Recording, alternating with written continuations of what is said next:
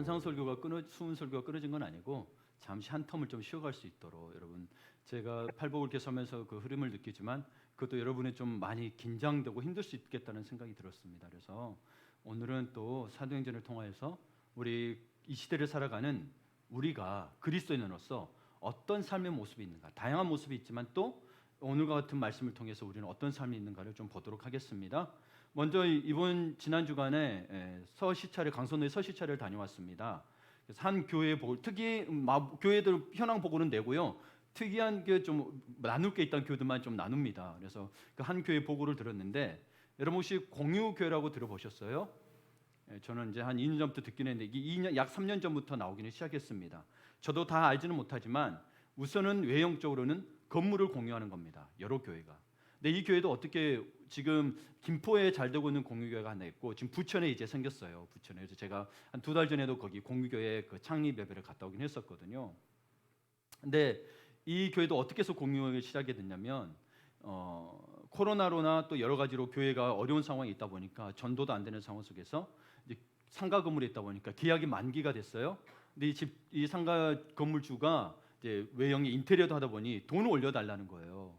근데 돈을 더 줄 수가 없었어요. 그런 상태에서 나가야 되는 상태가 됐고 심지어 목사님은 이제 교회 하면서 약 5천만 원 든 어떤 시설비도 못 받고 이제 거기서 나오게 됐는데 물론 그것들이 마음 아픈 일입니다. 그러다 보니 또 교회들을 보면 여러 교회들이 그래서 사실은 가정에서 개척은 했으나 가정에서 예배드리고 있는 교회들이 꽤 있더라고요. 근데 이건 왜 그러냐면 상가의 월세도 낼 형편도 안 되고 어떻게 생활 형편이 안 되다 보니 그렇게 된 겁니다. 그래서 공유교회는 뭐냐면 한 건물에 한 공간에 여러 교회가 주일 예배를 드리고 이 시간을 매니지먼트해서 주중에도 사용하는 거거든요. 제가 이제 우리 교단에서 그 노예서 시찰에서 보고한 교회는 이 교회는 5교회가 주일날 예배를 드립니다. 오전부터 오후까지 시간을 2시간씩 매니지먼트해서 각자 시간을 떼서 예배드리고 빠지고 그렇습니다. 아주 감사하죠. 예를 들어서 김포에 있는 교회들은 그 한 상가에서 공유교회끼리 함께 모아서 n분의 1로 월세도 내고 관리비를 내면서 운영을 하고 있습니다. 그러니까 개척교회로서는 굉장히 도움이 되죠. 재정적 부분이 가장 어려우니까. 이 교회는 우리가 지금 노예서 하고 있는 교회는 우리 강소노에서 후원을 하고 또 교회들이 후원을 받아서 교회가 있어요. 그래서 안에도 꾸미고 밑에 카페도 있어요. 우리 교회보다 더 좋아요.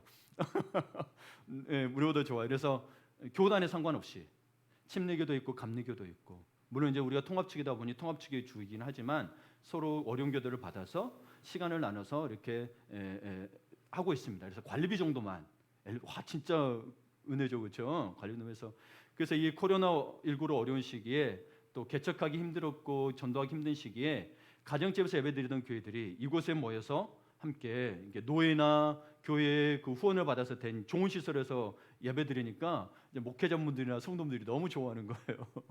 참 감사하죠. 여러분 교회가 잘 돼야 여러분 선교단체든 기관이든 살아납니다. 기본적으로 교회가 공동체가 계속 유지되고 구심점이 없게 되면 다른 데도 무너지게 됩니다. 그래서 여러분 늘 한국교회가 복음으로 다시 건강하게 세워지도록 기도하셔야 합니다. 물론 우리의 잘못이 있어요. 교회 잘못이 없다는 게 아니에요.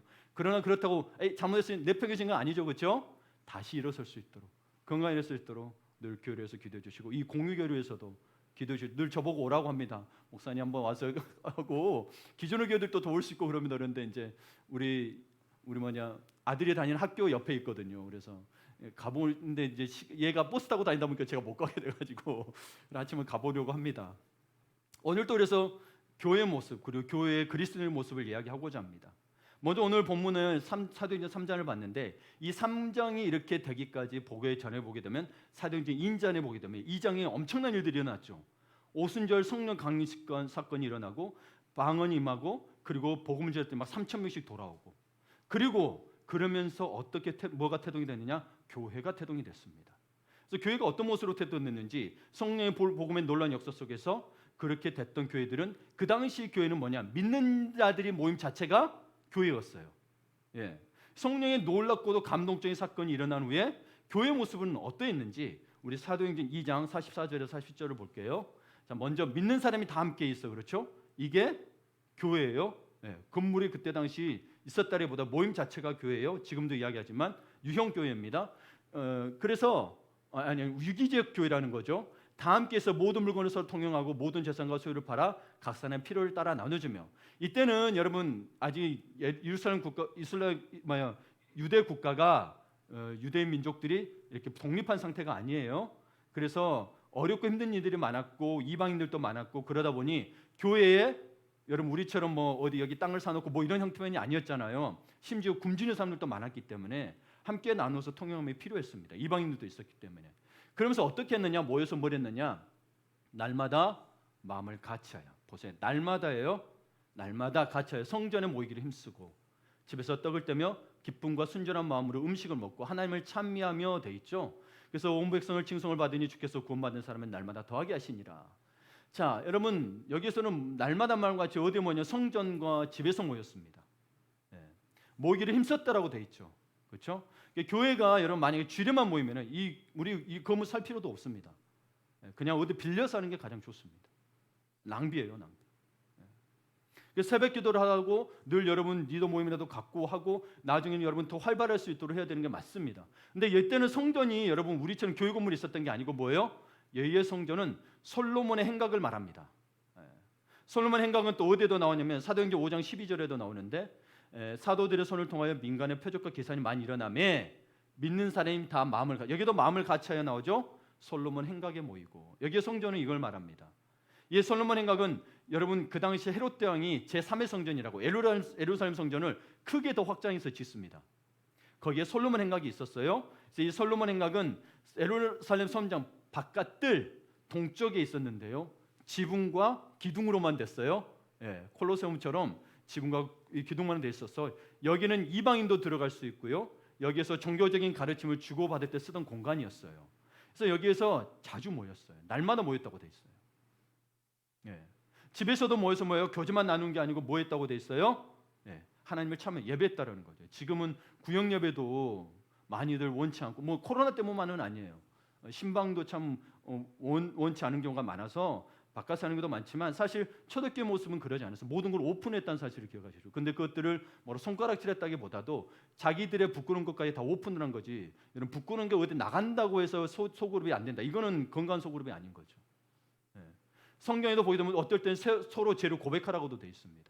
그걸 통해서 서로 받아주고 용납하고 그런 관계가 일어나야 되는 거지. 그 관계 때문에 고백하는 거지. 부끄러움으로 피해버리면 이건 아무 역사도 안 일어납니다.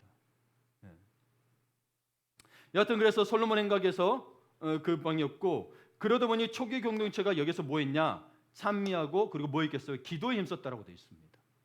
그렇게 오늘 3장 1절에 보게 되면 제9시 기도 시간에 베드로 요한이 성전에 올라갈세 이렇게 돼 있죠. 베드로 요한은 여기서 제9시라고 표현한 이유는 뭐냐? 기도 시간을 정해놓고 성전에 올라가서 기도했다는 걸 말합니다. 기도 시간을 정해. 그리고 첫 번째로 뭘 보시면 뭐냐면 시간을 정하여 기도하는 제자들을 보고자 합니다. 시간을 정하여 기도하는 제자들. 여기서 우리는 성령 받은 사람의 위대함을 엿볼 수가 있는데요.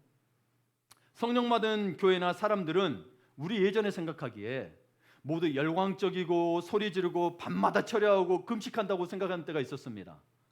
그런데 여러분 오늘 말씀을 보면 제가 사도행전 2장을 봤죠. 2장에서 어떤 사건이 가장 크게 일어났어요? 마가다락방에 성령이 임한 사건이 일어났습니다.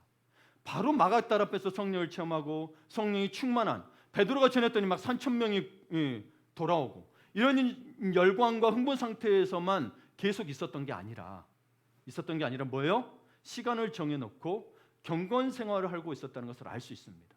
그래서 우리가 성령의 뜨거운 사람 이야기할 때 막 차련만 하고 막 이것만 들 생각하지 마시고 베드로, 요한은 마가다락방에 있었던 사람들이고 성령 가문이 불꽃이 머리마다 임하는 걸 봤다고 돼 있어요. 사도행전에 보면 불꽃이 임했다는 걸 봤다고 돼 있어요. 성령이 불꽃으로 임하는 것을 그렇게 실제적으로 체험하고 예수를 만났던 사람들입니다. 누구보다도 열광하고 누구보다도 선동해서 사람들을 끊어낼 수 있었지만 그러지 않고 그들은 그렇게도 했지만 뭐예요? 경건하게 자기의 기도 시간을 정해서 그것을 규칙적으로 했다는 사실을 기억하십시오. 우리가 이 시대에 놓치고 있어요. 그럼 거기에서 여기 사도행전의 교회적인 2장에서도 봤지만 그들이 뭐 했겠어요? 기도에 힘쓰고 나중에 거기 예루살렘 공회도 생기게 되면서 사도들이 또 그 다음 리더들을 키워내죠. 장로들을 세우고 집사들을 키우고 스데반 같은 집사들 뭐 했겠어요? 말씀을 가르치고 말씀 훈련받고 기도했던 것이죠. 그렇게 했던 거예요. 그래서 아시겠지만 바울도 안디옥 교회에서 뭐로 먼저 시작했어요? 성경 교사로 먼저 시작을 했습니다. 오늘은 근데 그 이야기는 아니지만 하여튼 그들은 그렇게 초대교회를 했고 우리는 그걸 놓치지 않았으면 좋겠어요. 늘 성령 임하여서 복음 전했더니 3천 명이 돌아오더라. 이것만 보지 마시고 성령 받은 사람들이 어떻게 살았는가를 역사만 볼 게 아니라 그들의 삶에서는 어떻게 살았는가를 볼 필요가 늘 있는 것입니다. 우리는 늘 기적을 바라면서도 뭐요? 이 제자들의 뒷모습은 안 보는 거죠. 일상에서 어땠는가. 유대인들은 일반적으로 우리 시간으로 오전 9시, 정오, 오후 3시 이들 편으로 뭐예요? 3시, 6시, 9시. 그래서 오늘 9시가 몇 시예요? 오후 3시. 하루에 3번씩 기도하면서 하루 종일 하나님을 생각했습니다. 특히 여러분 일하는 도중인 오후 3시에 기도하는 일은 쉽지 않습니다. 이들은 오후 3시에 일하는 자리에서 멈춰서 했나요? 어디 갔다고 돼 있어요? 성전에 갔다고 돼 있습니다. 성전은 하나님이 기도하는 집이라고 했습니다. 성령 받은 공동체라는 그 고 하영조 목사님이 글에 보면 오후 3시에 기도했다는 것은 그들의 생각 속에는 날마다 하나님이 있었다는 것을 보여줍니다 라고 했습니다. 그래서 덧붙이기를 이는 베드로와 요한이 하나님을 정말 사랑함으로 하나님만 생각했던 것이라며 시간을 정해놓고 정기적으로 하나님을 만난다면 그 사람은 하나님의 사람임에 틀림없다. 그러나 불규칙하게 하나님을 생각한다면 정말 하나님을 사랑하는 것일까? 라고 거기에 덧붙였어요. 저도 뭐 동의하는 반이 이렇게 이야기를 나눈 거겠죠. 여러분 일상에서 기도한다고 합니다. 그러나 정작 여러분 마음을 들이며 기도하는 시간이 늘 필요하다는 겁니다. 일하면서 기도드리지만 여러분 방해받고 온전히 하나님이 들려주는 음성들을 다 못 듣습니다. 결국에는 자기 것만 주기정창하다가 말고 할 때가 너무 많습니다. 그러나 시간을 정하여 드릴 때는 주님의 음성을 듣고자 하는 마음이 더 강하다는 거죠. 다 내려놓고 자기 거 일하는 도중에 특히 일하는 도중에. 그래서 화영조 목사님도 그렇게 이야기한 오후 3시에 기도했다는 것은 특별하게 생각했던 거죠. 여러분 구약에도 이렇게 시간을 정해놓고 기도한 사람이 있었습니다. 다니엘입니다. 그는 하루에 3번씩 시간을 정해놓고 하나님 앞에서 기도하는 약속을 지켰습니다. 심지어 여러분 다니엘의 기도하는 습관을 가지고 음모를 꾸며서 다니엘을 죽이려고까지 했잖아요. 그걸 알면서도 뭐예요? 그는 예루살렘을 향하여 날마다 3번씩 그 시간에 기도를 했습니다. 세상을 살아가면서 우리는 여러 가지 약속을 합니다. 어떤 약속은 해놓고도 지키지 않습니다. 여러분 부디 당부드립니다. 주님과의 기도의 약속은 결코 뒷전이 되지 마시고 우선순위가 되시기를 당부드립니다. 그렇게 베드로와 요한의 관심은 하나님이었습니다. 여러분의 관심은 무엇입니까? 여러분의 관심사를 위하여 하나님을 찾습니까? 아니면 하나님이 여러분의 관심사입니까? 늘 저도 이야기하죠. 여러분 하나님이 주실 것을 가지고 여러분 찾습니까? 정말 하나님이 정말 여러분의 모든 것 되십니까? 우리는 하나님이 중요해야 합니다. 베드로와 요한처럼 하나님과의 시간을 정해놓고 약속해서 기도하는 것을 그렇게 소중하게 생각해야 됩니다. 아셨죠? 기도 시간을 우리가 드리는 게 아니고요. 그분이 그렇게 시간을 들여서 우리가 해준 걸 받아주시는 게 감사한 거라니까요. 제발 우리 착각하는 게 예배를 드린다. 우리 표현이 그렇죠. 사실 드리는 게 아니고 드리게 해주셔서 감사한 거예요. 이분이 안 받아주시면 아무것도 아니라니까요. 시간 낭비라니까요. 생각해보세요. 기도도 뭐예요? 우리 자꾸 기도 시간 내서 한다고 그러죠. 여러분 받아주실 때 기도하세요. 나중에 안 받아주신다니까. 말세 때가 되면 심판하셔야 된다니까요. 그때는. 그러니까 귀하게 생각하세요. 기도하는 걸 정해서 넣는 걸 기도에 생각하지. 내가 기도를 해. 내가 시간 날 때 일보다 우리 기도 시간을 먼저 늘 생각하시기를 바랍니다. 예. 그래서 오늘 본문을 보게 되면 여러분 우리 생각에 기적이 일어남죠. 그렇죠? 근데 여러분 우리 생각해 보셔야 될 게 뭐냐면 기적을 바라는 사람에게는 기적이 없습니다. 그러나 그리스도를 바라보는 사람에게는 기적이 생깁니다. 이게 무슨 말이냐면 기적만을 요구하는 사람들은 병 낫기를 원하고 사업이 잘 되기를 원하고 자식이 잘 되기를 원하는 등 인간적이고 본능적인 욕구를 많이 가지고 있습니다. 그렇다면 여러분 이게 만약 여러분 병이 나오면 기적이죠. 안 났던 게. 그러나 여러분 신앙적으로 볼 때 그것만을 바라고 그런 기적을 바라고 나온다면 그거는 기복 신앙과 아무 다를 바가 없다라는 거죠. 우리 주님이 오셔서 우리를 위해 주신 생명의 말씀은 아무 소용이 없는 거죠. 병만 나오면 되니까. 삶만 잘 되면 되니까. 그럼 우리의 신앙인가요? 아닙니다. 그래서 여러분, 이것이 복이 아니라는 소리가 아니고 이것만이 전부가 아니니 제발 이것만을 바르고 나오지 말라는 거예요. 그러다 보면 이것만 바르면 기복신앙이 되다 보니 만약에 나았다고 칩시다. 근데 실제로 하나님 주신 복이 아니게 돼버리는 거예요. 네, 욕심의 결과니까. 여러분, 하나님의 축복은 아무에게나 주시지 않습니다. 은혜는 모두에게 열려 있으나 은혜를 받아들이는 자에게 열려 있다는 사실을 기억하십시오. 그래서 하나님께서는 먼저 그 사람을 준비시킨 후에 복을 주십니다. 그 준비가 마음을 가난하게 만드는 것입니다. 마음을 간다는. 그래서 팔복도 보면 마음이 가난한 자에게 복이 있나니. 우리 심령이 먼저 가난하게 된 거예요. 이게 가난한 상태가 어떤 상태냐? 우리 일상에서 한번 봅시다. 이런 생각을 해보신 분들이 계실 거예요. 대체적으로 돈 버는 거, 먹고 사는 거, 세상 사는 거 다 힘들다. 이렇게 상처받으면서 살아야 되나? 라고 끝나면 여러분, 세상 사람과 다를 바 없지만 믿는 사람들도 거기까지는 해요. 그 다음에 뭐예요? 어디 가서 그러니 정말 주님 앞에 마음을 드리고 싶고 기도하고 싶고 정말 금식하고 싶다 라는 마음이 든다면 이런 분들은 하나님께서는 만나주시기 위하여서 준비시키는 거예요. 응답을 주시고 기적을 베푸시기 위해서 뭐 했어요? 기도할 수 있도록 준비시킵니다. 그렇게 기도하고 싶을 때는 꼭 기도해야 합니다. 저도 금식교도는 몇 번 가봤지만 청년 대학 때부터 여러분 거기에 보면 대체적으로 다 이 상태에서 오는 사람들 많아요. 사업이 안 되거나 가정이 깨졌거나 뭐 다 와요. 다 해봤어요. 그냥 깨져서 온 게 아니고 어려울 때 해결하기 그러기 전부터 온 게 아니고 다 그러고 나서 와요. 네, 그러고 나서 와요. 저도 미래에서 너무 뭘 해야 될지 모르고 아무것도 하기 있어가지고 저 금식기도 갔어요. 그래도 기도해야겠다. 예. 근데 그때 기도할 때 그러고 나서 보이면 응답해 주세요.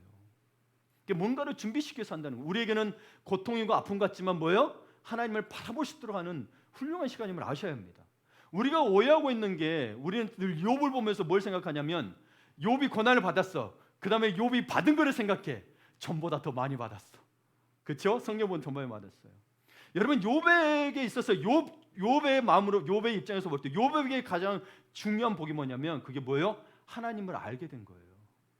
물론 의로운 사람이었지만 그는 그 고난을 통해서 더 뭘 알게 됐어요? 하나님에 대해서 자기가 잘못했던 것도 더 알게 되죠. 사실 하나님께서 은혜를 베푸신 거죠. 하나님 그렇게 하지 않으셔도 되는데 뭐요? 그게 나타나서 네가 어떻게 이게 장중에 뭐가 되고 눈이 어떻게 뭐 이야기하죠. 그게 나로부터 말미암아 가능했겠니라고 이야기하는 겁니다. 하나님이 자신 스스로를 변호하세요. 하나님이 열정을 가지고 하시는 거예요. 근데 우리는 늘 착각하죠. 고난만 겪으면 그런 복 받을 거야. 아니요, 여러분, 고난을 통해서 하나님을 만나는 게 가장 큰 복이라니까요. 그래서 저도 팔복을 이야기하면서 가장 큰 위로가 뭐다? 하나님과 동행합니다.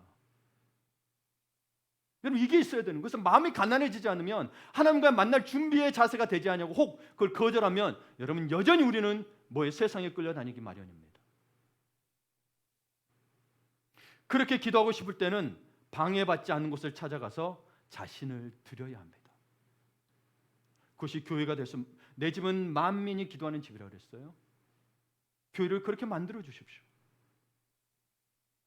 그리고 여러분, 워룸이라는 영화에 보게 되면 뭐예요? 거기 힘들고 어려운 일 있을 때 이 여인도 성공하고 싶어서 남편도 성공하고 싶어서 서로 사업에 하다가 결국은 갈라설 입장에 거기 가게 되는데 이 아내분이 정신을 차리고 자기 옷장에 있던 화려한 구두와 보석과 옷들을 다 치우고 성경 구절과 다 책상 하나 갖다 놓고 기도의 장소로 만들었습니다. 그걸 워룸이라고 이야기하는 기도의 장소를. 그러면서 회복되고 자신이 헛살았다는 걸 알게 되고 믿음으로 다시 서가는 것을 보게 됩니다. 여러분, 그곳이 있어야 되는 거예요. 일상에서도 기도하는 것 좋지만 그렇게 구별되어 살 때가 있는 겁니다. 그래서 하나님은 기적을 주시기 위해서 기도를 시키십니다. 여러분, 다니엘서를 봐보세요. 다니엘처럼 지혜로워야지, 다니엘처럼 음성 들어야지만 보지 마시고 다니엘은 음성을 들었어요. 하나님이 뭔가를 약속하셨어요. 이렇게 해서 해주겠다 하고 하셨어요. 그럼 해주시겠죠. 우리는 그 들으면 가만히 있죠. 다니엘은 기도합니다. 하나님 이렇게 하셨다고 하셨네. 말씀 보다가 에레미야 선지자의 글을 읽고 이런다고 하셨네. 그럼 회복될 수 있도록 하나님이 약속하셨는데 회복될 수 있도록 또 기도해요. 하나님이 약속하셨어요. 그럼 이루어지겠죠. 그럼 내버려 두냐? 아니요. 다니엘은 기도합니다. 성경을 보면서 여러분 제발 뭔가 받을 것만 그러지 마시고 하나님이 원하시는 바가 뭘까를 좀 찾아보세요.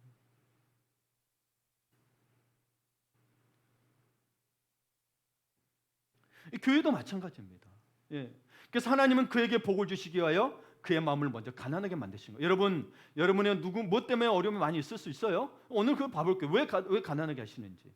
여러분, 그래서 우리가 이 어려운 상태에서, 이 마음이 가난해진 상태에서 혹은 생각과 경험으로 하면 사람은 움직일 수 있습니다. 일을 이룰 수 있어요. 교회도 마찬가지예요. 일만 보고 하면 일을 성취할 수 있습니다. 그러나 여러분, 주님을 움직일 수는 없습니다. 여러분 보기에 여러분 목표대로 일을 이룰 수는 있으나 주님은 움직이지 않아요. 그러나 주님만이 모든 것을 할 수 있다는 이 가난한 마음을 지니고 기도하면 하나님이 움직이시니, 이게 여러분 우리의 삶에 의미가 있는 거죠. 우리의 신은 그게 하늘에 쌓이는 거라니까요.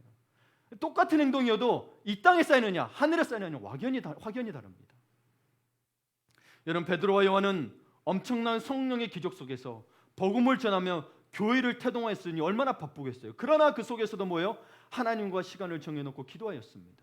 그렇게 그들은 습관을 따라 성전에 올라가서 기도했습니다. 예수님이 습관을 따라 기도하듯이 그들도 뭐예요? 성전에 기도하러 갔습니다. 그렇게 하나님은 베드로와 요한을 위해 한 사건을 그렇게 또 예비하셨어요. 기도하는 분들을 핑계 삼지 아니하고, 바빠도 핑계 삼지 아니하고. 그래서 기도하는 사람에게는 하나님은 사람을 만나게 해주십니다. 기도하는 사람을 위하여서 하나님은 어떤 영적인 사건을 예비하십니다. 여러분, 아무 문제 없고 아무 고통 없고 아무 아픔이 없는 게 하나님의 뜻이 아니고요. 하나님은 늘 이 사건들을 준비하고 예비하십니다. 그래서 우리가 두 번째로 볼 게 뭐냐면 하나님이 예비하신 영적인 만남. 영적인 만남. 2절을 봅니다. 남에서 또 못 겠게 된 이가 있어요. 안증뱅이라고 우리는 표현을 써요. 남에서 못 겠게 된 이가 있는데 이분이 뭐냐, 날마다 나왔어요. 그리고 미문이라는 성전 문이라 했는데 이 미문이라는 정확히 어디 위치는 모릅니다. 학자들마다 차이가 있지만 하여튼 사람이 많이 왕래하는 곳의 앞곳인 것만 우리가 추측할 수 있습니다. 그런데 여러분, 이것을 보면 여러분, 만남에 대해서 우리가 좀 생각해 봐야 될 게, 만남이란 한 사람에게는 우연한 사건일 수 있지만 또 한 사람에게는 기적의 사건이 될 수 있습니다. 예.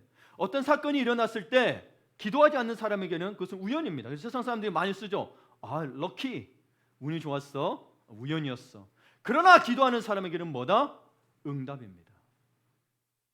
모든 것이 하나님의 손 안에 있기 때문에 기도하지 않는 사람 속에서도 하나님의 섭리는 계속 일어나고 있습니다. 그들 구원이 없지만. 그래서 어떤 사건이 기도하는 사람에게는 축복이지만 기도하지 않은 사람에게는 팔자소관이 돼요. 아이고, 내 팔자가 이래서. 자, 왜 팔자소관이 되느냐? 여러분, 고난과 고통이 없어지는 게 아니에요. 요셉이 여러분 애굽 총리가 됐어요. 근데 요셉이 만약에 형에게 팔리지 않았고 노예로 팔려가지 않았고 보디발 아내의 모함이 없었고 그리고 감옥에 갇히지 않았더라면 이 사람이 총리가 될 수 있었을까요? 그냥 총리가 뭐였어요? 민족도 다른데 그냥 뚝 총리가 돼요? 안 된다니까요. 그리고 생각해 보십시오.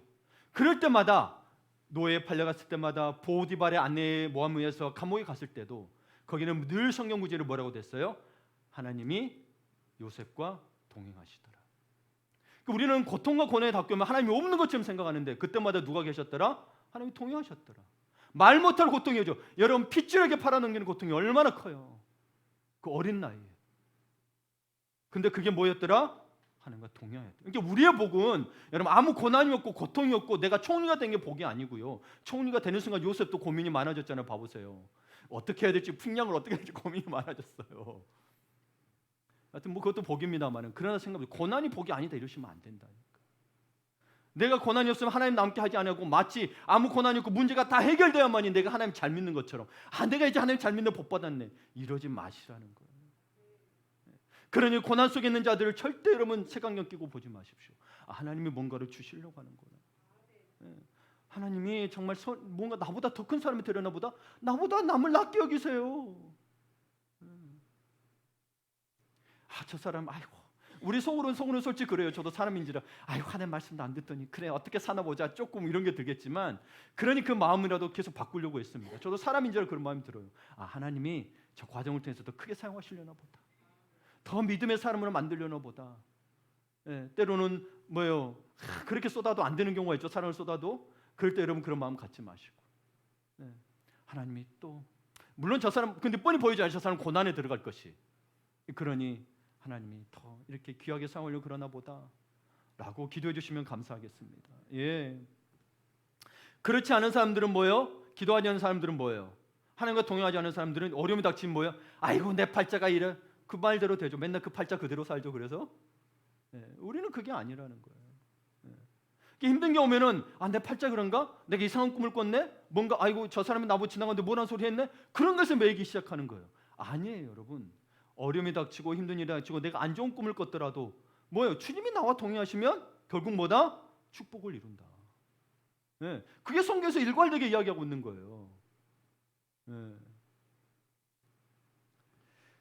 그래서 오늘 지금 이 3장 2절을 보게 되면 베드로와 나면서부터 안진뱅이 된 사람이 만나고 있습니다. 근데 안진뱅이 입장에서는 그것이 중요한 사건이 아닙니다. 그에게 있어서는 뭐예요? 베드로는 수많은 행인들 가운데 한 사람이었어요. 그렇죠? 그냥 지나가면서 나에게 동전을 던져줄 한 사람이었죠. 그러나 베드로도 여러분, 베드로도 어찌 보면 늘 뭐예요? 가던 길이었지만 이 만남은 놀라운 축복과 기적의 사건이었습니다. 안진뱅이는 어찌 보면 거저받았지만 베드로는 뭐예요? 놀라운 정말 예수님을 따랐던 자로서 자신에게 이 놀라운 경험을 하게 된 겁니다. 늘 기도하면서 기도하던 사람이 베드로고 기도하지 않은 사람은 이 안진뱅이인데 똑같이 경험한 대로 이건 완전히 다르다라는 거예요. 그런데 여기서 그래서 뭘 발견해야 되냐면 안진뱅이 된 자에게서 발견하는 흥미로운 사실이 하나 있습니다. 뭐냐? 안진뱅이가 된 거 남에서부터 걷지를 못하는 건 뭐예요? 불행하죠. 근데 자기의 불행한 도구가 자기 인생의 밥벌이 수단이었습니다. 불구인 것만으로도 불행한데 그것으로 사람의 동정을 사서 밥벌이를 해야 했던 것입니다. 그렇죠? 날마다 와서. 자, 그러면 이 사람만 그런 것일까요? 자, 오늘날을 봅시다. 어떤 사람에게는 하나님이 아름답고 잘생긴 미모를 주셨습니다. 요즘 미모가 상품이지요. 얼굴 잘생긴 사람들, 이쁜 사람들 보면 다 상품입니다. 하나님이 주신 아름다운 미소를 다 상품, 밥벌이로 소모하고 있습니다. 그렇죠? 자, 하나님께서 독특한 재능과 명철한 두뇌를 주신 분들이 있습니다. 그러나 여러분 이게 하나님이 주신 하나님의 나라를 위해서 봉사의 도구로 쓰지 않고 전부 자기 생존의 무기로 밥벌이의 수단으로 쓰는 것입니다. 그것은 나면서부터 서지 못하는 안진뱅이만 그런 것이 아니라 모든 인간이 그런 거예요. 자, 목사님 저를 봅시다. 저도 만약에 이게 성령의 감동이나 하나님 마음으로 하지 않는다면 여러분이 설교하는 게 뭐가 돼요? 밥벌이가 되는 거예요.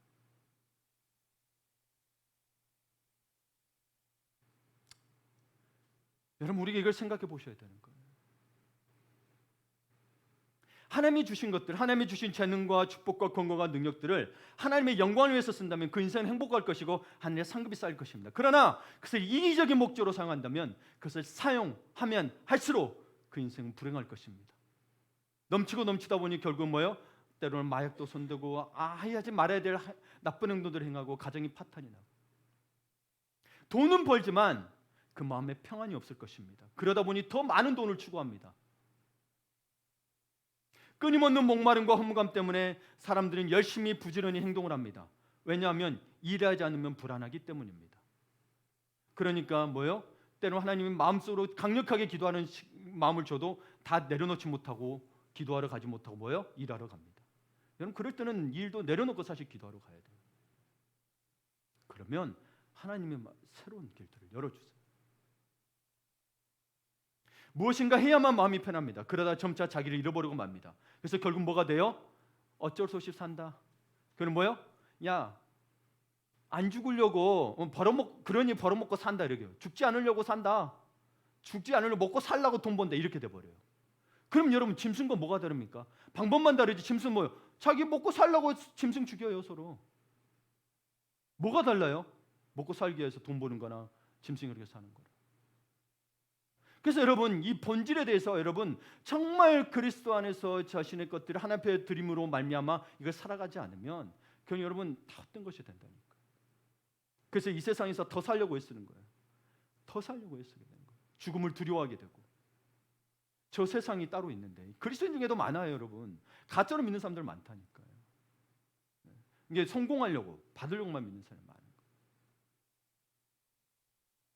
그래서 늙어가고 병들어가고 외롭고 고독한 자신, 봐보세요. 갈수록 이런 거가 많으면 늙어가고 병들어가고 외롭고 고독한 사람들이 더 많아질 거예요. 근데 이걸 다 감추고 있죠. 포장하고 있죠. 마치 화려한 것처럼. 내가 벌어서 마음껏 쓴다. 욜로라는 것으로 감추고 있습니다. 나이 먹어보십시오. 여러분 나이 들어가신 분들 아시죠? 그렇죠? 네, 이겨낼 장사 아무도 없습니다. 그러나 성령의 사람으로 늘 기도하는 그리스도인은 다릅니다. 그래서 오늘 보게 될 성령의 감동을 받은 베드로는 어떠했는지 보도록 해요. 성령의 감동을 받아서 막 뜨거워가지고 어디만 막 다녔던 게 아니라 뭐예요? 먼저 기도하러 갔다. 그리고 뭐예요? 3장 3절에 이런 일이 일어납니다. 그가 나면서부터 일어서지 못하는 자예요. 베드로와 요한이 성전에 들어가려 함을 보고 구걸하거늘. 자, 이 순간 3절에서 이 세 사람이 만났습니다. 그전에는 그냥 지나치던 사람이었어요. 그렇죠? 베드로도 돈 있으면 이렇게 한 번씩 줬을 거예요. 그러나 여러분 여기에서 우리가 또 차이를 알아야 할 게 뭐냐면 안진뱅이는 구걸하고 있다 그랬어요.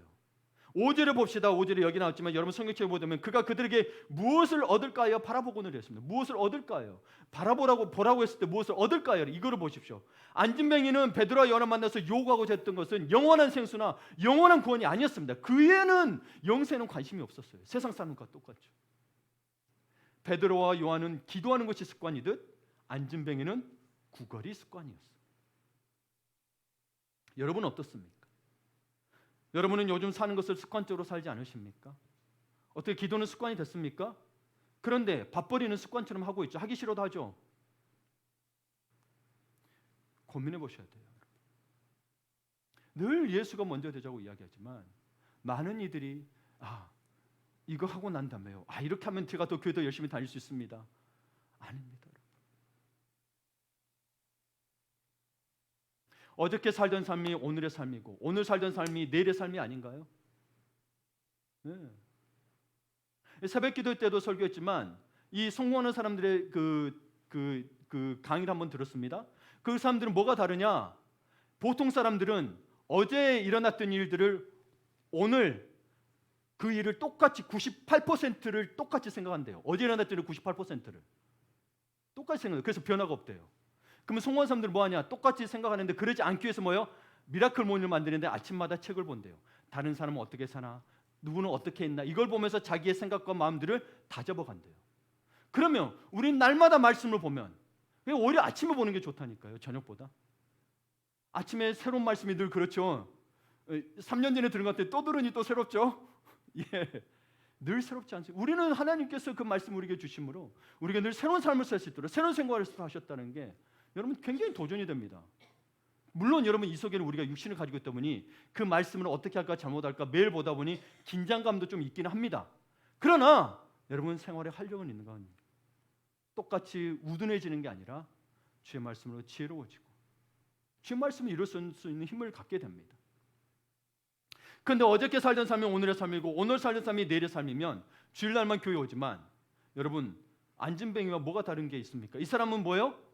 안식일에도 나와서 앉아서 구걸했을 거라는 거죠. 그것도 성전 앞에서. 그가 요구한 것은 영적이 아니었다라는 거죠. 우리는 그러면 영적인 것을 요구하면 매일매일 주님을 찾겠죠. 그런데 영적인 게 요구한 게 아니라 감추어진 욕망들, 마치 영적인 것은 요구한 것 같으나 뭐예요? 내 성공과 내 바램과 내 자녀들의 잘되면 이런 것들을 바라니 매일매일이 되진 않습니다. 네. 그런데 3장 4절에 놀라운 일이 일어납니다. 베드로가 요한과 더불어 주목하여 이르되 우리를 보라 하니, 이 주목하다는 게 뚫어져라 보는 거예요.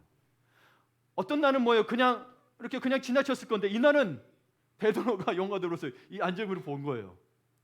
보면서 보니 뭐래요? 우리를 보라. 야, 여러분도 주변에 전도하면서 혹은 믿지 않는 자들에게 갑자기 뭐 어느 순간 늘 기도하십시오. 그러다가 주님이 주실 마음이 있을 거예요. 보다 보니 나를 좀 봐. 그랬더니 아까 5절에 봤죠. 이 사람은 안주뱅이는 뭐예요? 무엇인가 줄까 하여 바라보죠. 네, 참 놀랐습니다. 베드로가 먼저 쳐다봤고 안진뱅이의 눈이 마주쳤습니다. 이 사람이 요구한 것은 자기 주린 배를 채울 수 있는 한 푼이었습니다. 그런데 여러분, 베드로는 한 푼도 없었습니다. 요구하는 게 한 푼인데 베드로는 한 푼도 없었습니다. 그에게는 뭐가 있었어요? 예수 그리스도의 이름이 있었습니다. 예수 그리스도의 마음이 있었습니다. 예전 같으면 그냥 동전 한 입 던져주고 들어가서는 늘 그래왔던 것처럼 기도했을 것인데 아무것도 달라지지 않았을 것입니다. 그런데 이날만큼은 이 관계 속에 팽팽한 영적 긴장이 생겼습니다. 성령이 역사하신 거죠. 예. 그리고는 뭐예요? 베드로가 여깁니다. 주목하여 이르되, 그리고 뚜렷이 쳐다보더니 우리를 보라라고 이야기합니다. 베드로와 요한의 마음에는 주체할 수 없는 엄청난 주님의 사랑으로 가득 차기 시작했습니다. 여러분, 우리 일상에 나가면 주일날은 예배드릴 때는 감동과 뭐로 가득 차죠. 일상에 나가서는 그게 안 차고 뭐예요? 오늘은 무슨 사업을 할까? 어떻게 뭐 할까? 이것으로 가득 차기 시작합니다. 하지 말라는 게 아닙니다. 그렇죠? 근데 여러분이 생각해 보시는 거예요. 주님으로 가득 차고 있는지. 우리 예배하고 할 때 제가 비대면을 늘 요청하냐고 대면을 요청하는 이유가, 비대면 할 때 뭐 하는지 어떻게 알아요? 막 분주하게 하다가 와가지고 이제 앉아서 예배드려, 기도할 때 예배드려, 찬양하고 있는데 찬양하는 순간에 분주해. 누가 주님 앞에 마음을 들고 있다고 하겠어요? 뭐야, 마음이 여기에 가 있잖아요. 다른데 마음이 다른데 가 있잖아요. 그리고 와서 앉아서 주님 앞에 마음을 쏟는다.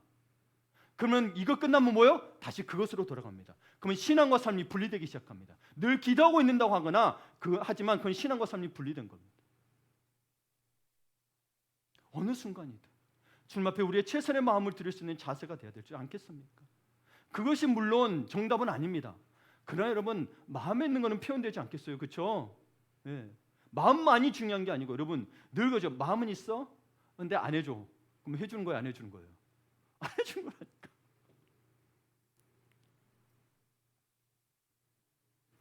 그 사랑으로 가득 차기 시작하자 베드로에 비해서 엄청난 말이 나왔습니다. 여러분, 이 말을 진짜 쉽게 할 수 있는 게 아니잖아요. 여러분, 이 구절 읽으면서 진짜 쉽게 할 수 있는 거 아니에요? 6절 봐보세요. 쉽게 할 수 있는, 이걸 세 번역으로 한번 보겠습니다. 함께 읽겠습니다. 베드로가 말하기를, 은과 금은 내게 없으나 내게 있는 것을 그대에게 주니 나사렛 예수 그리스도의 이름으로 일어나 걸으시오. 여러분, 뭐 안전매가 아니어도 좋습니다. 여러분 자녀에게라도, 얘들아 나 은과 금은 없는데 내 예수 그리스도 이름 믿거든, 오늘 또 승리하렴 라고 날마다 외칠 수 있는 분 계십니까 혹시? 애가 오늘 안 좋은 일이 일어나면 내 기도가 헛된 게 될 텐데 두려움이 있습니다. 여러분, 기도할 때 때로는 여러분 창피한 일도 이것도 다 극복하셔야 돼요. 창피한 일이 일어날 수도 있고요, 두려움이 있을 수 있어요. 그걸 이겨내고 하셔야 되는 거예요. 근데 사실 근데 그걸 이겨내고 한다는 것도 쉽지는 않습니다. 왜요? 성령이 개입해야 가능하기 때문입니다. 베드로도 보았어요. 주는 그리스도시요 살아계신 하나님의 아들이라고 했을 때 예수님 말씀하시고, 그건 네가 한 것이 아니고 뭐예요? 하늘의 아버지께서 너에게 해주신 거더라고요.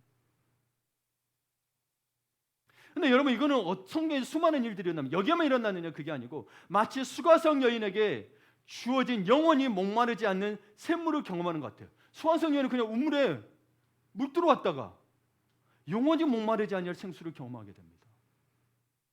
전혀 기대하지 않던 구원이 또 임합니다.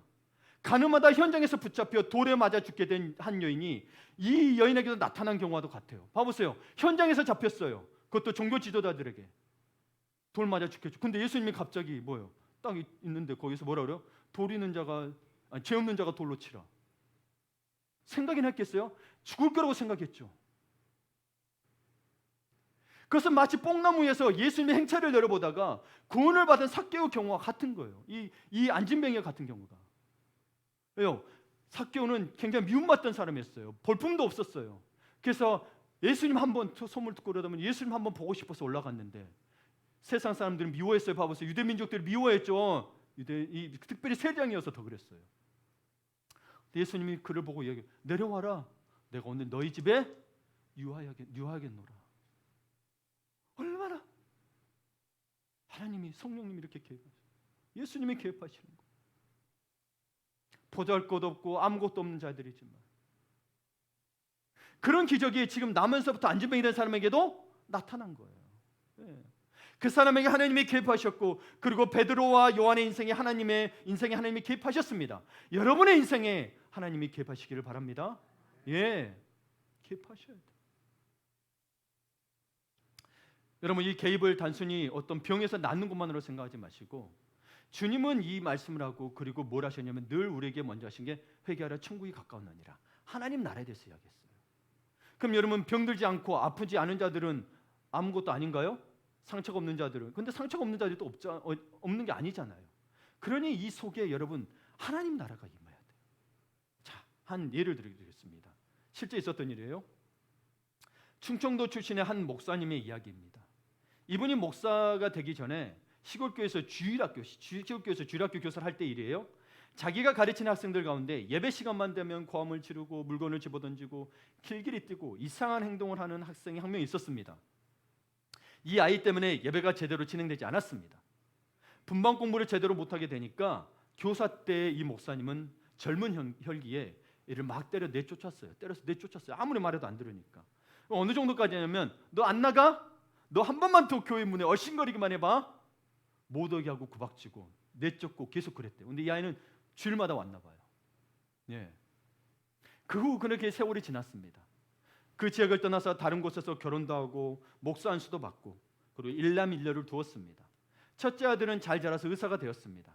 둘째는 예쁜 딸아이로 아름답게 태어났으니 이 땅에 사는 동안 정말 사랑한 마음이 가득해서 이름을 목사님 성이 이시여서 이루라라고 지었어요. 이루라. 마음껏 내 원대로 이루라는 뜻이고요. 그렇게 이름을 지은 거예요. 딸을 많이 사랑했던 거죠, 그렇죠? 그런데 딸아이가 2살 넘어서부터 좀 이상한 증세가 나타났습니다. 중증 자폐아이였던 거예요. 여자아이인데 몸집이 커가니까 부모가 기훈을 당할 수가 없었어요. 어떤 때는 옷을 벗어던지고 예배당을 돌아다니고 동네를 돌아다녔습니다. 딸아이다 보니 더 이게 마음이 더 그랬겠죠. 그래서 목사님 부부는 하는 수 없이 가두기도 하고 때리기도 했지만 소용이 없었어요. 속 없는 사람들은 저 목사가 무슨 죄가 많아서 저런 애를 낳았을까? 이런 식으로 함부로 얘기를 하니 그 가슴 아리는 이루 말할 수 없을 정도였습니다. 결국 목사님 부부가 생각하기에 한국에서 목회를 하면서는 이 아이를 키울 수 없다고 판단하고 입양을 보내려고 수속을 밟았습니다. 수속을 다 마치고 아이를 입양 보내기 전날 홀트 아동복지 직원이 친자 포기각서를 가지고 왔습니다. 그런데 그 포기각서를 눈앞에 딱 받아드는 순간 손이 부들부들 떨리면서 목사로서가 아니라 아이를 낳은 애비로서 도저히 양심상 사인을 못 하겠더래요.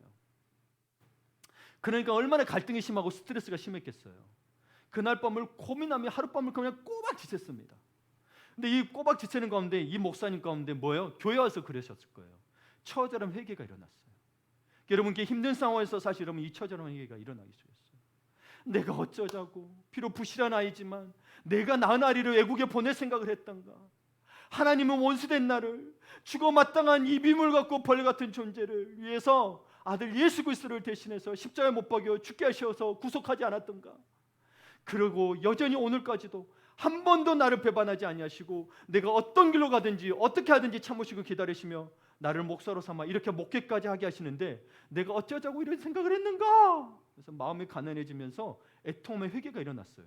그렇게 애통하며 회개하고 있는데 눈물 회개하는 중에 갑자기 훅 하나가 들어오더래요.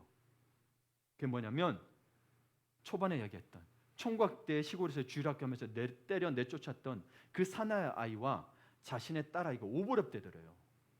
그때 그 아이가 자폐아이였던 거예요. 근데 그거에 대한 이해가 없이 그냥 그렇게 했던 거예요. 근데 자기 딸아이가 그러고 보니까 하나님 앞에 회개하고 그리고 자기가 딸을 낳자마자 하나님의 감동을 주셔서 주어진 그 너무 예뻐서 주어진 이루라는 이름의 의미가 깨달아지더래요. 얘는 딸이 자기 하고 싶은데 이루라고 했던 것 같지만 그게 아니고 하나님이 이 부실한 아이를 우리 집안에 보내셨을 때는 이 딸을 통해서 정말 이 땅에 이루실 하나님의 나라, 하나님의 일이 있구나. 하나님의 나라가 있고 하나님의 일이 있다라는 거예요, 여러분. 믿는 자는 내 자녀가 아무리 그럴지라도 하나님의 일이 있다라는 거예요. 그래서 이 아이를 이루라라고 내게 지어주게 하셨구나 하는 마음을 주셨답니다. 그리고는 뭘 이루어야 될까를 놓고 기도하다가 모든 사제를 다 털어서 강원도 경계선 부근에 텃밭을 사고 개간을 해서 복지시설을 초현대식으로 만들었대요. 아주 좋게 만들었습니다. 거기에 자기 딸과 똑같은 아이들을 데려다가 이 목사님 부부가 자기 딸과 함께 그들을 하나님의 존귀한 인간으로 섬기며 돌보고 있다고 합니다. 여러분 다시 한번 이걸 점검해 봅시다. 예전에는 인생의 무거운 짐이요, 골칫덩이요, 목회의 방해거리였는데 자 여러분에게도 이게 있습니까? 인생의 무거운 짐이 있습니까? 예, 골칫덩이고 여러분 일하는데 뭐 사업하는데 뭐 하는데 방해거리가 되는 게 있습니까? 예, 보는 눈이 바뀌니까. 여러분 배우자끼리도 서로 방해가 될 수 있죠. 근데 이게 보는 눈이 바뀌니까 뭐요? 그 목사님의 인생과 영혼 속에 새로운 하나님의 나라가 임했다고 했습니다. 그 전에 자기가 있던 하나님 나라가 아니었어. 우리가 지식적으로 알고 있는 게 너무 많다라는 거예요. 세상적으로 우리 한계 속에서 생각하는 하나님 나라가 너무 많다라는 거예요. 그게 하나님 나라가 아니었다라는 거예요. 영이 새롭게 달라지니까 인생의 짐처럼 느껴졌던 딸이 뭐요? 한순간 비상하는 날개로 바뀌대요. 무거웠어요. 똑같이 등짝에 있었는데 무거워가지고 맨 땅속으로 꺼질 것 같던 게 뭐가 됐어요? 하늘을 홀홀 나는 게 됐다라는 거예요. 여러분 어떻습니까? 여러분의 지금 주변에 있는 형편 어려움들. 아까 요셉도 이야기했지만 요셉도 이런 고난 속에서 그는 불평불만하지 않았죠. 성전 비문의 안전뱅이가 일어나는 사건은 여러분 단순히 치유 사건으로만 고침을 받는 사건으로 보면 안 됩니다. 이 안전뱅이에서 이점을 보게 되면 나았으니까 좋죠. 그러나 여러분 이곳에 누가 먼저 그를 주목하여 봤어요? 베드로가. 하나님께서 베드로를 통하여 성령이 개입하셔서 그래서 복음서를 보게 되면 병자가 고쳐지고 귀신이 떠나가는 이 기적이 일어나는 현장에는 상징이 있습니다. 뭐라고 이야기하냐면 마태복음 12장에 보게 되면 하나님 나라가 임했다라고 말합니다. 여기 하나님 나라가 이제 임한 거죠. 예, 하나님이 개입하신 거예요. 그러니까 뭐예요? 이 선언을 늘 베드로가 했던 선언을 기억하세요. 은과 금은 내게 없으나 내게 있는 것을 그대에게 주니 나사렛 예수 그리스도 이름으로 일어나 걸으라라는 이 선언이 우리에게 늘 있어야 됩니다. 아멘. 아멘. 세상이 원하는 돈은 없습니다. 그러나 세상이 줄 수 없는 것이 우리에게 있습니다. 여러분 직장에서도 마찬가지예요. 여러분에게 뭐 더 일하기를 바라고 사회적 결혼을 하겠지 뭐예요? 예수의 이름을 줄 수 있어야 되는 거죠. 가정에서도 마찬가지고 은과 금의 이야기로 가득 찬 세상에서 여러분 이게 뭐 여러분 은과 금뿐이 아니라 여러분의 물질도 되고 재능도 되고 뭐 가진 것도 뭐 여러 가지 다 포함이 되는 거예요. 모든 인간을 돈으로 평가하는 세상에서 교회는 나사렛 예수 그리스도의 능력을 말해야 합니다. 말해야 합니다. 저도 말해야 합니다. 오늘날 교회의 위기와 유혹이 어디에 있습니까? 교회도 세상처럼 돈을 주고 싶은 마음, 돈으로 해결하고 싶은 마음이 있는 것입니다. 실제로 그렇게 해서 교회에 오죠. 근데 그들이 제자가 되더냐고요. 가서 제자 삼으라 그랬잖아요. 그렇죠? 제자가 되더냐. 물론 모든 사람이 제자가 되지는 않습니다. 아무리 훌륭한 교회를 하더라도 말씀들을 하더라도 그러나 최소한 그들에게 진리는 선포되잖아요. 그렇죠? 세상의 문제를 자꾸 구제나 교육으로 해결하는 거예요. 구제와 교육 중요하지요. 그러나 교회의 본질은 구제나 교육이 돈 들어가죠? 은과 금이 아니라 예수의 이름입니다. 아멘. 그러니까 우리가 하고 있는 교회나 뭐 교육도 구제도 사실 이 영혼 구원을 위해서 예수의 이름의 능력을 알리기 위해서 도구로서 사용하는 것이지 이것으로 이 사람이 구원받는다 생각하면 안 돼요. 훈련으로 구원받는 거 아니에요. 훈련을 통해서 이 사람이 예수를 알기를 바라는 거지. 이걸 통해서 여러분 다 변한다? 저도 그걸 바라는 건 비정상일 수도 있죠. 아니 그게 아니고 그러지 않더라고. 인간들이 그러지 않더라고. 봐봐 예수님 밑에 있던 마요 제자들조차 중에도 예수를 파는 사람이 있는데 자만하면 안 됩니다. 그래서 예수의 이름은 영적인 기적입니다. 베드로는 그분의 이름과 능력을 알았습니다. 그거예요. 그렇기 때문에 그는 나사렛 예수 그리스도의 이름으로 일어나 걸으라고 말할 수 있었습니다. 그러니 일어나 걸으라고 말하고 3장 7절에서 8절 또 있습니다. 보게 되면 일어나 걸으라고 오른손을 잡아 일으키니 발과 발목이 곧 힘을 얻고 뛰어서서 걸으며 그들과 함께 성전으로 들어가면서 걷기도 하고 뛰기도 하며 하나님을 찬송하니. 베드로는 안진뱅이의 손을 잡고 이렇게 세웠습니다. 확신이었으면 그렇게 할 수 있겠을까요? 아니죠. 이 믿음과 확신이 오늘 여러분에도 있기를 바랍니다. 그리고 이런 뭐요? 그 성전이 구걸하던 것이 그것이 뭐요? 하나님을 찬양하는 성전이 되었다는 사실을 기억하십시오. 그들과 함께 누구요? 제자들과 함께 성전 들어가면서 거기도 하며 뛰기도 하며 뭐예요? 하나님을 찬송하니. 여러분 우리가 또 알아야 될 게 뭐냐면 늘 우리 이런 기도는 해요. 선포는 해요. 예수 이름으로 귀신은 나가라는 말은 해요. 그 말만 있는 게 아니고요. 뭐요? 예수 이름으로 일어나 걸으란 말이 있다니까요. 이게 안 되면 다 귀신 탓인 거예요. 우리 믿음 적으면 탓하지 않고 일어나 걸으라고 말하세요. 때로는 부끄럽고 내가 망신을 당하더라도 모든 걸 귀신 탓으로만 하지 말고 이제는 뭐예요? 일어나 거저. 여러분 안지매가 귀신 들렸다고 돼 있던가요? 아니잖아요. 베드로는 담대히 내가 나사렛 예수 이름으로, 예수 그리스도 이름으로 일어나 걸으라고 이야기했다. 그러니 우리도 나사렛 예수 그리스도를 일어나 걸으라는 말할 뿐만 아니라 베드로가 오른손을 잡고 이렇게 세워주면서 함께 찬양하며 들어갔던 것처럼, 그 사람을 손을 잡아 이렇게 세운 것처럼 여러분 자살하려는 자를 이렇게 세워야 합니다. 참 이게 쉽지는 않지만 우리는 그런 마음을 가지고 보이면 해야 되는 거예요. 예. 참 뉴스도 보면 감동이 있어요. 이게 그 한강에 있는 대교들 지나가다가 버스 기사님들이 멈추고 택시기사를 멈춰서 이렇게 살린 경우들이 있잖아요. 참 대단하세요 우리 기사님들. 참 기사님들 없으면 많은 생명이 또 생명이 잃었을 거예요. 예. 이혼한 사람들이 이렇게 세우는, 자기의 인생을 파괴해버리고 싶어하는 사람에게 새 생명을 주어 이렇게 세우는 나사렛 예수 그리스도의 이름의 능력을 우리가 소유하고 있던 사실을 잊지 마시길 바랍니다. 아멘. 그러니 우리는 그것을 나누어 줘야 합니다. 나에게도 믿음이 그게 확신을 가지고 나에게도 선포해야 되지만 뭐예요? 나누어 줘야 합니다. 그러니 주님의 마음, 성령의 감동을 가지고 서로 기도해 주시길 바라요. 참여만이 주님의 바람이 아니에요. 나누어야 되는 거예요. 그 사람을 일으켜 세우니 발과 발목에 힘이 생겼다고 했습니다. 그리고 그가 뛰어서서 걸으며 그들과 함께 성전으로 들어가면서 걷기도 하고 뛰기도 하며 하나님을 찬미했다고 했죠. 이 사람이 성전에는 뭐 하던 곳이었어요? 먹기 살기 위한 구걸하던 곳이었으나 그러나 이제 이 사람에게는 성전이 뭐가 됐어요? 하나님을 찬미하는 곳이 되었습니다. 하나님을 예배하는 곳이 되었습니다. 여러분이 밥벌이 하는 곳, 여러분이 먹고 살기 있는 곳, 가정이든 직장이든 사업이든 모두가 뭐가 되기를 바라요? 하나님을 예배하고 찬미하는 성전의 삶이 되시기를 간절히 축원합니다. 아멘.